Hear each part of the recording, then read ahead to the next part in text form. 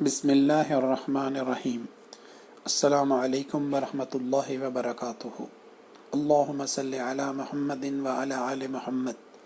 سیرت النبی صلی اللہ علیہ وآلہ وسلم، درس نمبر 33۔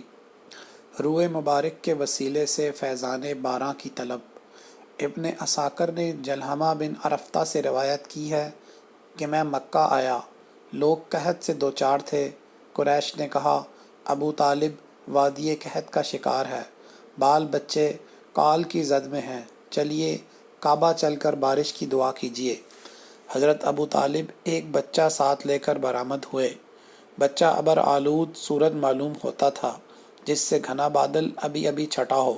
اس کے ارد گرد اور بھی بچے تھے۔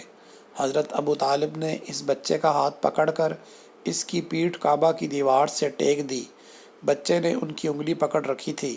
اس وقت آسمان پر بادل کا ایک ٹکڑا نہ تھا، لیکن دیکھتے ہی دیکھتے ادھر ادھر سے بادل کی آمد شروع ہو گئی اور ایسی دھواں دار بارش ہوئی کہ وادی میں سیلاب آ گیا اور شہر و بیاباں شاداب ہو گئے۔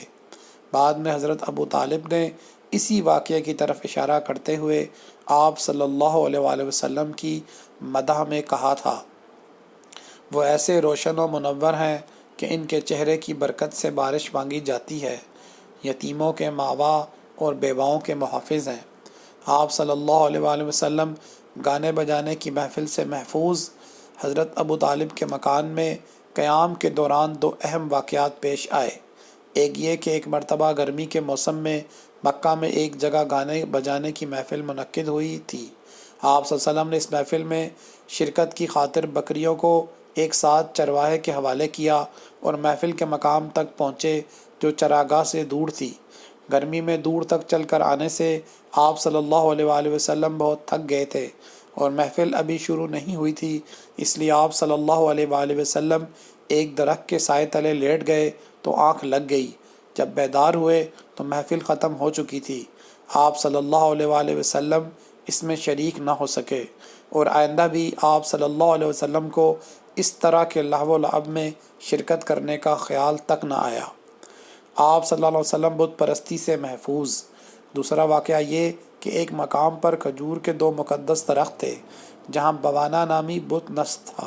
لوگ وہاں جا کر بت پر جانور، بھیڑ چڑھاتے، سر مڈاتے اور دیگر مشرکانہ رسوم ادا کرتے تھے۔ حضور صلی اللہ علیہ وآلہ وسلم کو ہر سال اس تقریب میں شرکت کے لیے کہا جاتا، مگر آپ صلی اللہ علیہ وآلہ وسلم انکار فرماتے۔ ایک مرتبہ چچاؤں اور پھپھیوں کے اصرار پر آپ صلی اللہ علیہ وسلم وہاں گئے، لیکن بہت دیر تک نظروں سے اوجھل رہے۔ جب دکھائی دیے تو چہرے پر خوف کے آثار تھے۔ پھپھیوں نے وجہ پوچھی تو فرمایا کہ جب بھی اس بت کے قریب جانا چاہتا تو ایک سفید رنگ اور دراز قد شخص میرے قریب آتا اور کہتا کہ اے محمد صلی اللہ علیہ وسلم، پیچھے ہٹ جائیے اور بت کو ہاتھ مت لگائیے۔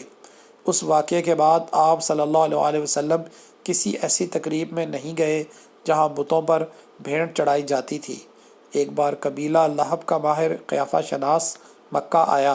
سب لوگ اپنے بچوں کو اس کے پاس لے گئے۔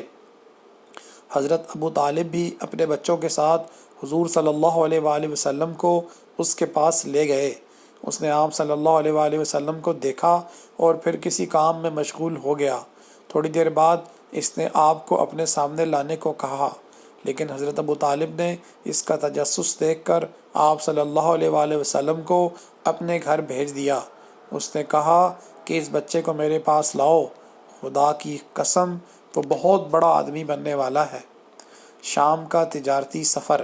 حضرت ابو طالب کا پیشہ بھی اپنے آباء و اجداد کی طرح تجارت تھا۔ وہ سال میں ایک بار تجارت کی غرض سے ملک شام کو جاتے تھے۔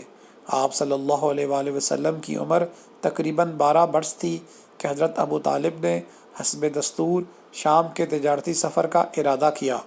آپ صلی اللہ علیہ وآلہ وسلم نے بھی ان کے ساتھ چلنے کی خواہش کا اظہار کیا۔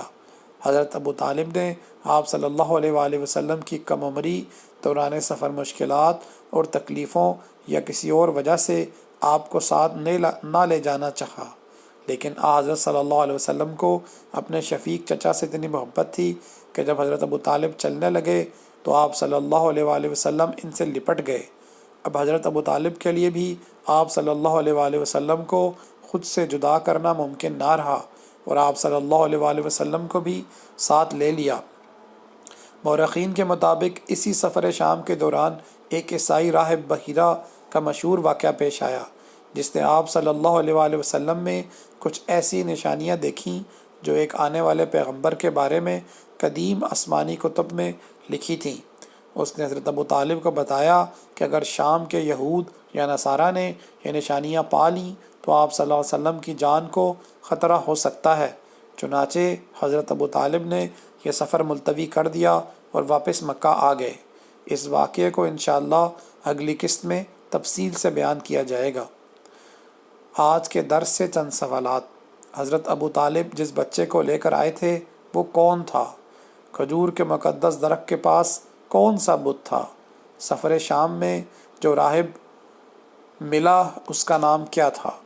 جزاک اللہ خیرہ۔ السلام علیکم ورحمۃ اللہ وبرکاتہ۔